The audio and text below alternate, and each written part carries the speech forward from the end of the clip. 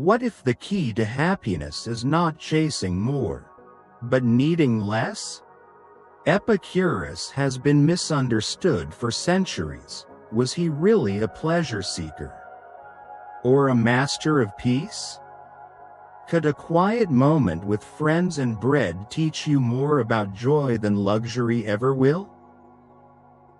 When most people hear the name Epicurus, they imagine indulgence, fine wine, rich food, lavish comfort.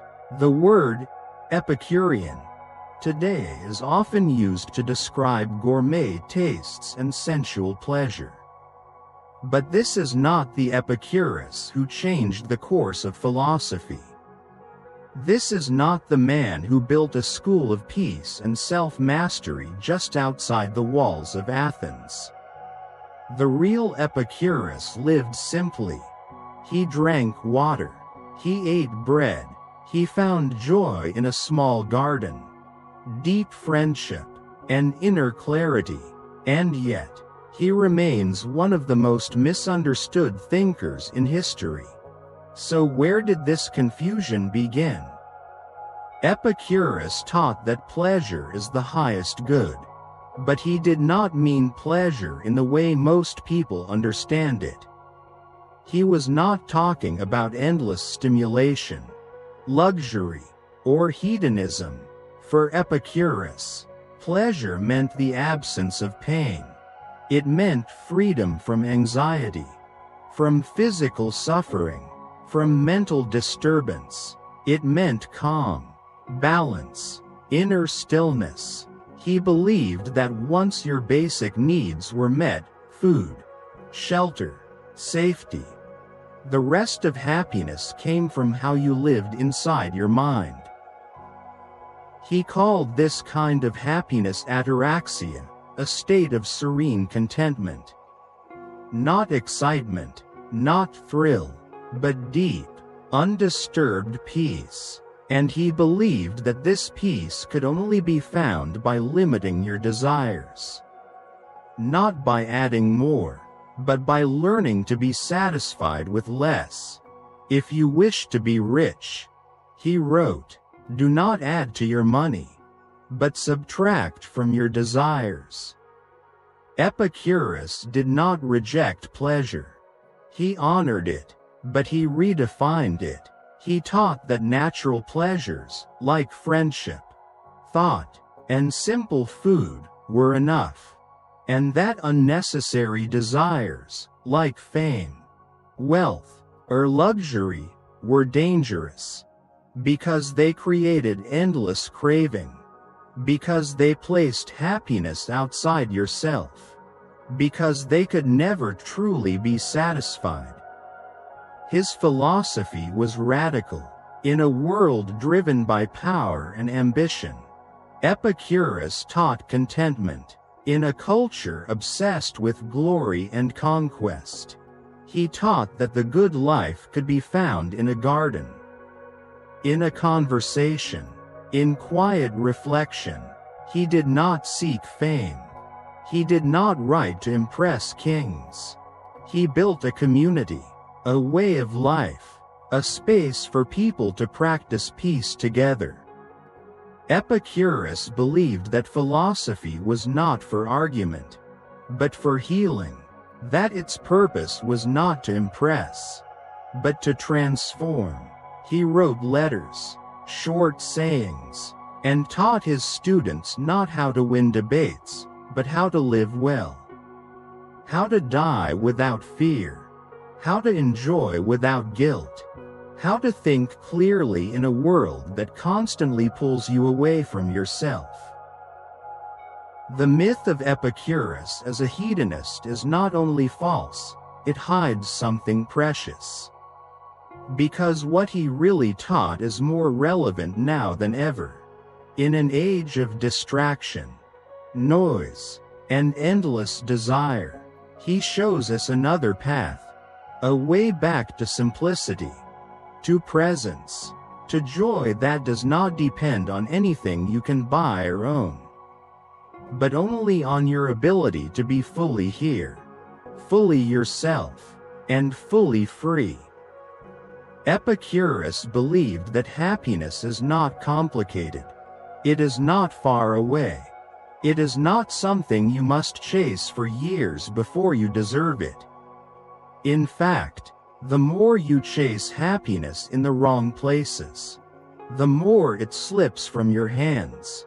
He taught that happiness is already close. It is found in nature, in rest, in quiet meals, in gentle conversations with friends. It is not built through noise or fame. It grows in stillness. At the heart of Epicurus's philosophy is a deep understanding of desire. He divided desires into three kinds: natural and necessary, natural but unnecessary, and vain and empty.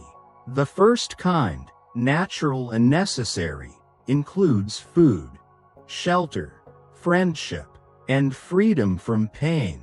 These are simple. These are easy to satisfy. And once satisfied, they bring true peace. The second kind, natural but unnecessary, includes things like luxury food or romantic relationships. They are not harmful, but they are not essential. They can bring joy, but they are not worth craving or depending on, because they make you vulnerable to disappointment. The third kind, vain and empty desires, are the ones Epicurus warned us about most.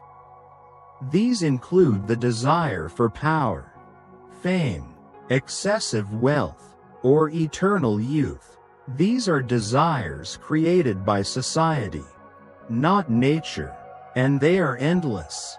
No matter how much you achieve, you will always want more. They do not bring peace. They bring restlessness. Epicurus believed that the secret to happiness is to focus only on natural and necessary desires. To let go of the rest. To live with intention. To ask yourself honestly, do I really need this? Or do I just think I should want it?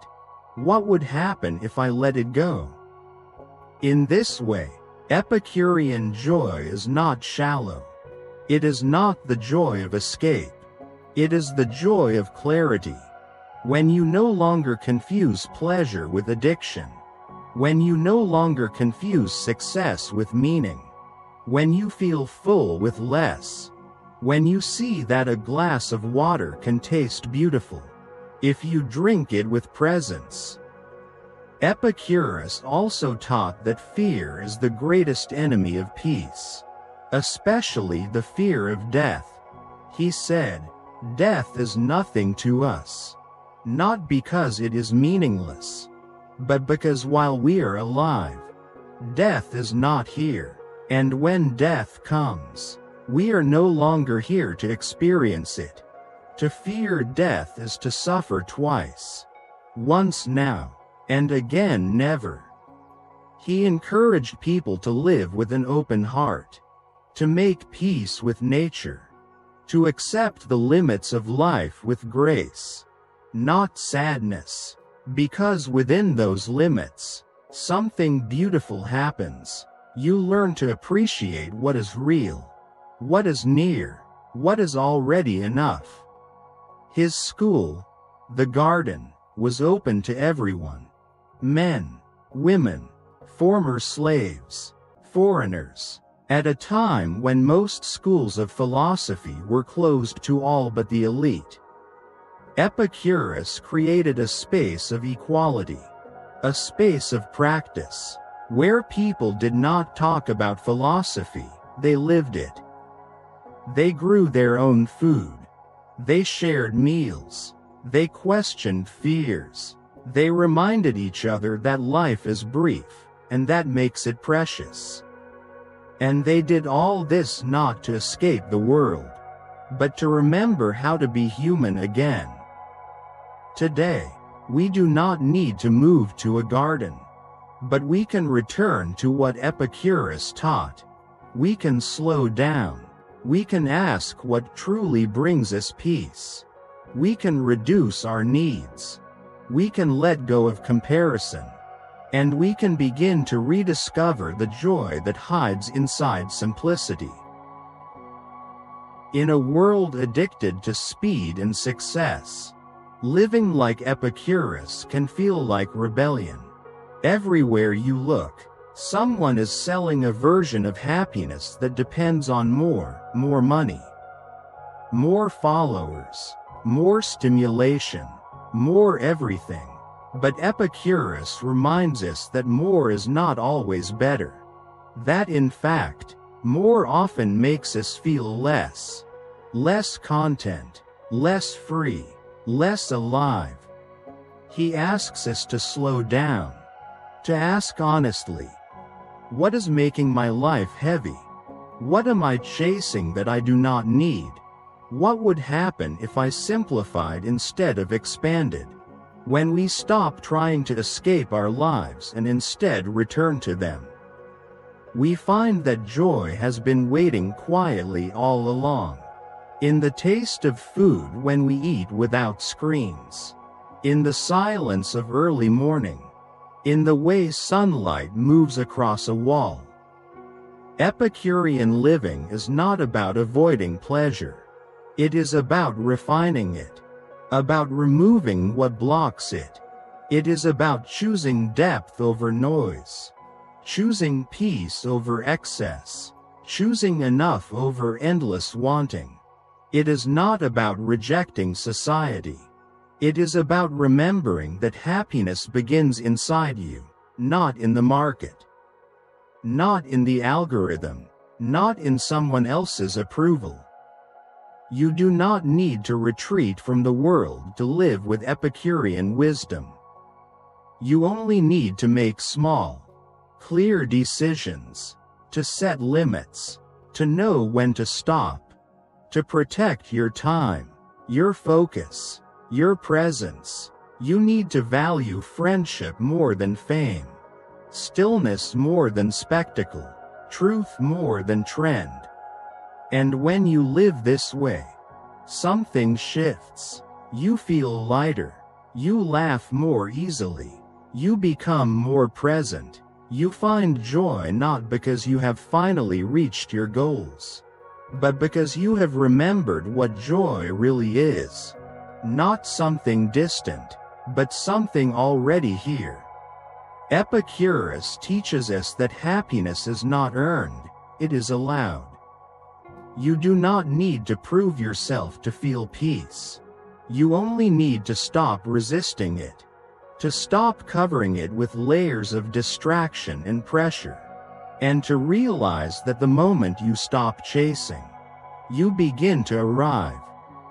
This philosophy does not ask you to be perfect. It asks you to be honest. To notice. To simplify. To care for yourself and others in ways that are gentle, steady, and real. It is not a philosophy of escape. It is a philosophy of return. Return to nature. Return to the body. Return to presence. Return to joy. Thank you for joining this journey into the quiet power of Epicurus. In a time when happiness is sold like a product and life moves faster than ever, his voice reminds us to pause, to breathe, to reflect, and to remember that joy does not depend on what we own, but on how we live. So here is a question for you. What is one simple thing that brings you peace? Not someday, not later, but today. Right now. Share it in the comments below. Let others see how joy can grow from small things. And if this message spoke to something deep in you, we invite you to like, subscribe, and stay with us here at the Life Philosophy channel. Because this space is not about perfection. It is about presence. It is about living with less fear, less pressure, and more truth. Until next time, stay simple, Stay awake, and stay true to what really brings you joy.